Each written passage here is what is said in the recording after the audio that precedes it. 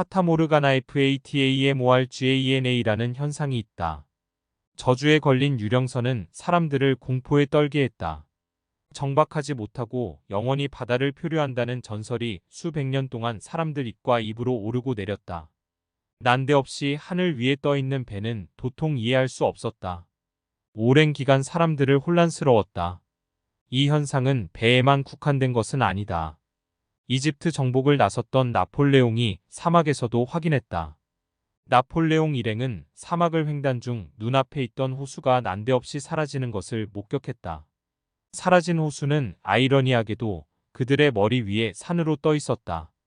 이 현상은 귀신과 같았다.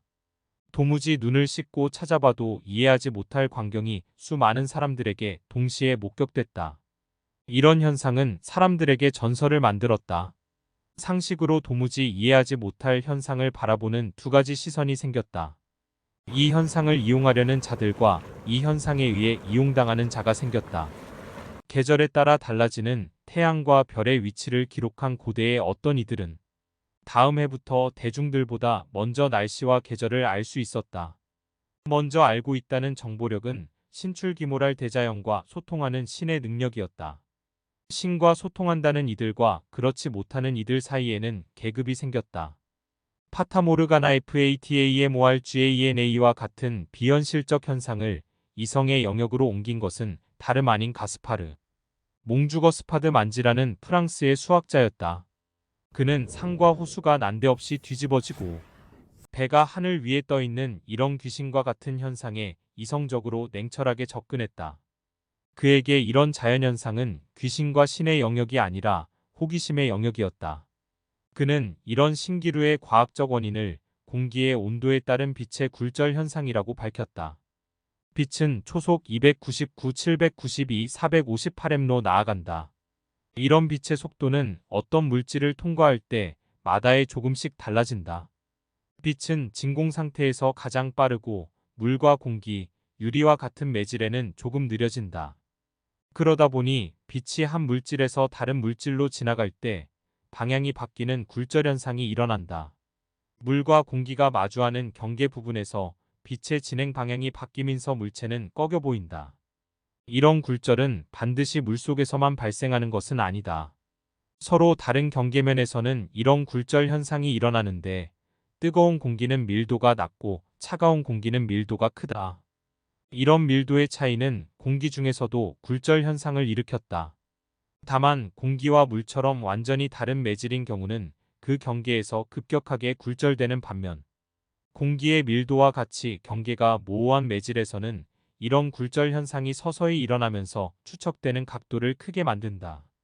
즉, 어떤 현상을 맞이할 때 누군가에게는 신의 영역처럼 보이는 모종의 어떤 것은 아직 모름의 어떤 것일 뿐, 그 원리를 알고 나면 사실상 별거 아닌 경우가 많다. 엄청나게 해야 할 일들이 산적되어 있는 CEO들이나 학자들이 어떻게 많은 책을 읽을 수 있을까? 빌 게이츠는 1년 평균 50권의 책을 읽는다. 권오현 삼성전자 전 회장도 7만 100권의 책을 읽는다. 그들에게 책은 신출귀몰할 어떤 현상을 대중보다 먼저 알매 영역으로 바꾸어주는 역할을 했다. 다독은 속독을 만들고 속독은 다독을 만든다. 속독과 다독에 대해 굳이 정의해보자면 다독하면 저절로 속독할 수 있고 속독하면 저절로 다독할 수 있는 서로 물고 물리는 능력이다. 이는 어떤 특별한 능력이라기보다 반복과 시간이 만들어낸 초능력처럼 보이는 신기루 현상일 뿐이다. 이런 글이 있다. 떡 줄 사람은 생각하지도 않는데 김칫국부터 마시고 있다. 23자. 다시 이런 글이 있다. 취적이란 성문 영각승의 이승이 열반을 구하는 것을 말한다. 23자. 이런 두 글자는 모두 23자이지만 읽는 속도와 이해되는 시간은 분명 다르다. 그 이유는 분명하다. 첫 번째 문장을 접할 때 우리는 떡줄까지만 읽고 나머지 21자에 대해서는 소리 단위로 변환하여 읽어 내려가지 않는다. 그 다음 나올 나머지 글자에 대해 훑고 지나가지만 그 내용은 명확하게 알게 된다. 두 번째 문장은 불경의 용어 해석 중 차용한 글이다. 난생 처음 들어보는 단어들에 대해 소리 단위로 변환하여 한자 한자 읽고 이해하려고 노력한다. 이 둘의 차이는 글자 수가 아니라 얼마나 자주 접했는지 빈도에 따라 속도와 이해력이 정해진다. 만약 우리는 오라는 글자와 이라는 글자를 모두 한 글자로 이해한다. 이는 글자의 횟수와 상관없이 단일의 이미지로 기억하기 때문이다.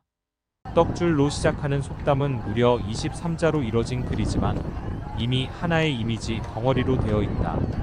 우리의 뇌는 그것을 이미 장기 기억에 있는 저장소에서 끄집어내어 이해한다. 다시 말해 동해물과까지 읽었다면 그 뒤에 이어져 나오는 공백을 제외한 216자는 하나의 덩어리로 함께 움직이는 셈이다. 역사에 관한 책을 한 권 읽은 사람과 두 권 읽은 사람의 차이는 여기서 발생한다. 누군가는 워털루 전투란 1815년 나폴레옹 1세가 이끈 프랑스군이 영국, 프로이센 연합군과 벨기에 남동부 워털루에서 벌인 전투로 이 러시아 원정의 실패는 나폴레옹에게 치명적인 타격을 주었다. 라는 문장에서 이미 워털루 전투의 정의를 아는 사람은 이후 이어지는 굉장히 긴 정의를 한 덩어리로 읽고 타격을 줬다는 내용 또한 어렵지 않게 습득할 것이다.